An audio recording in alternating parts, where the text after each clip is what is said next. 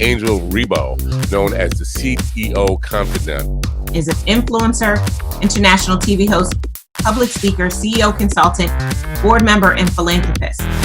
I was always doing the same thing. So I was always helping my employers to develop their businesses. I think that business leaders now need to be conscious like never before. They need to hear different messages. Angel has empowered more than 1,500 CEOs in 33 different countries and speaks 5 languages.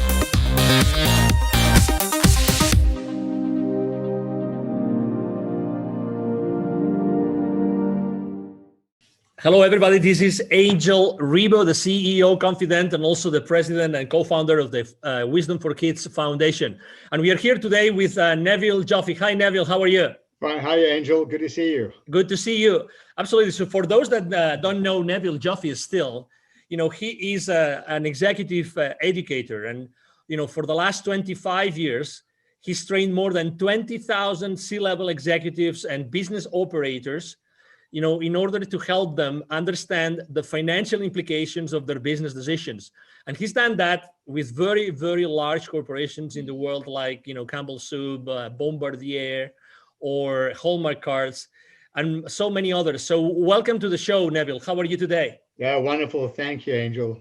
Wonderful. So let's start because we started this series of talking about the different chapters of your book, the latest of your books, which is the Baker's Dozen Rules of Highly Successful Business Operators that you see here.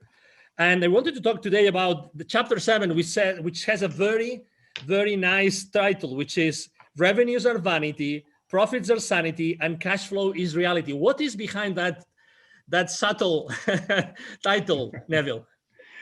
Angel, over the years, I've looking at publicly traded financial statements, speaking to business owners, operators, executives, boards of companies. And the first topic that seems to arise, or the measurement of success, if you will, always seems to be, what are your revenues? Have your revenues gone up? Why did your revenues go down? The first topic of conversation is really around, do you have enough cash to survive? Are you making a profit?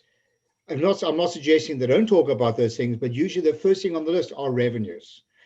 And often a lot of the small operators as well tend to say, well, my revenue's up, everything is great.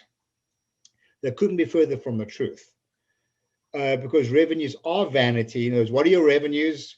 Person says, well, they're up by $3 million. Really? What they should be following the equation with, are you making a profit? And right. If you are making a profit, they should be asking, do you have any cash to stay alive in your business? How about your cash flow? So then, hence, that's why I came up with this chapter, Revenues Are Vanity, Profits Are Sanity. You need to make profits if you want to sustain your profits and cash flow in your business. So obviously everything starts, in sales, right? I mean, the money gets into companies through sales. So you're selling some sort of product or services. But really, as you say, sales is often used, even when large corporations are reporting to, investors, most of the conversations are around sales. Why do you think this is consistently like, the profits and revenues are consistently like a blind spot on those conversations? I think a lot of it is naivety, Angel. What happens is there's a distinct disconnect between those people. Let me start from the top. There's an alignment between investors, the board, and the CEO. Well, they better be aligned or the CEO won't last very long. But there's a disconnect between the CEO and the C-suite, and even a bigger connect between the C-suite and those people in day-to-day operations. Ultimately, those people in operations, and I said this on previous interviews as well, and I'm going to just stick with it because it's so important. Ultimately, those people in operations are the ones who are essentially signing the checks in the corporation. They were making decisions. You spoke about sales. So people in sales are the ones who are discounting. Do they even know how much volume they've got to sell to offset a discount to maintain the same gross profit? I can count literally on one hand how many people give me the right answer. They've never even thought to even ask a question. Have they thought about you're going to increase your sales and so revenues go up? Have they thought about the additional resources that are needed to support those sales? This really speaks to chapter 3 of the book. Just do as you say you're going to do. So what's happening is there's this big disconnect between governing the success of a business from a sales point of view by increasing revenue without even a consideration to the resources and the money that is needed to support those increase in sales. So again, a lot of it is naivety, a lot of it is a lack of financial transparency, a lot of it is a lack of communication, a lot of it is a lack of engagement. In fact, if you look up on the top corner of my screen, we talk about driving sustainable profits and cash flow. The word sustainable is the opposite word, but to do that, we need to engage our employees, we need to educate them, and only when we do that is it reasonable to hold them accountable. So a lot of this is a big disconnect in communication and education. All right, we have identified this issue, this problem, this blind spot. What can we do to fix it? First of all, another chapter we'll talk about later on is not everything interesting is useful. Right. And don't evaluate numbers in isolation. So the way to fix this is to deal with the root cause of the problem, not the symptoms, and not to keep doing the wrong thing more efficiently. We need to do the right thing more effectively.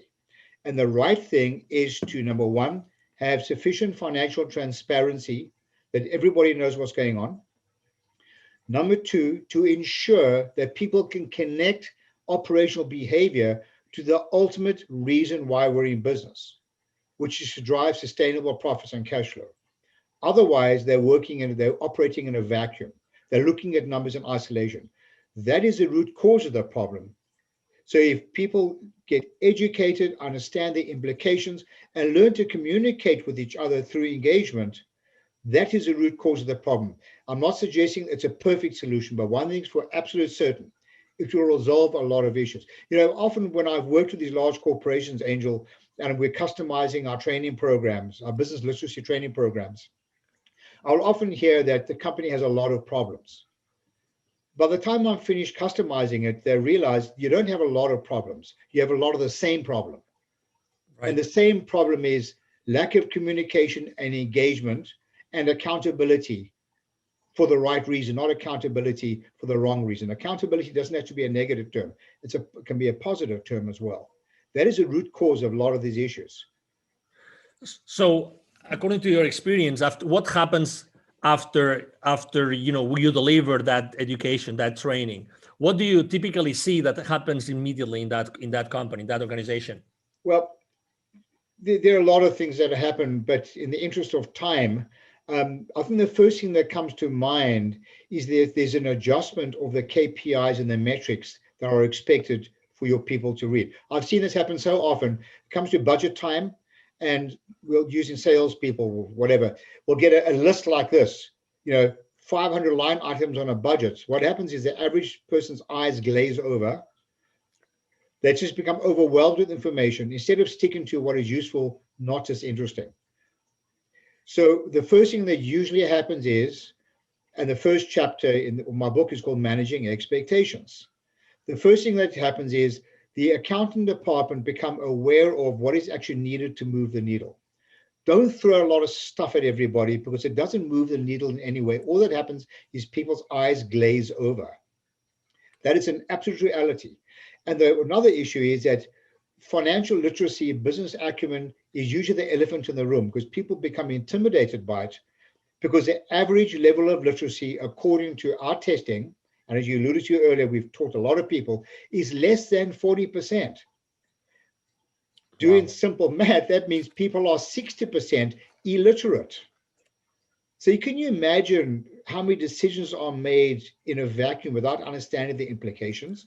So the first thing that usually happens is usually there's a stronger alignment between finance and people in operations of the organization. They narrow this gap without boring them with a lot of unnecessary information. If people would like to know more, Neville, what's the best way to connect with you? Oh man, I love a good debate. Just contact me at my email address, Neville, that's Neville, at bizwisdom. That's bizwisdom.com. Neville at bizwisdom.com. I'd love to chat with you and take us to another level. Excellent. Thank you very much for being with us today, Neville. It's been a pleasure. And for everybody, watching us today, thank you for being with us today. I'm sure that you have enjoyed this conversation with Neville Joffe as much as we have, and hope to see you soon in our next show. Have a wonderful day. Goodbye. Thanks, Angel. Thanks, everyone. Bye. Thank you so much for watching our show today. The entire team of the CEO Confidant appreciate your time and attention. If you think that you are a good fit for the CEO Confidant TV, please connect with us on LinkedIn. We hope that you enjoyed today's show as much as we did. See you soon. Angel RIBO, the CEO Confidant. Email address angel@angelribo.com. Don't forget to follow me on LinkedIn. Thank you.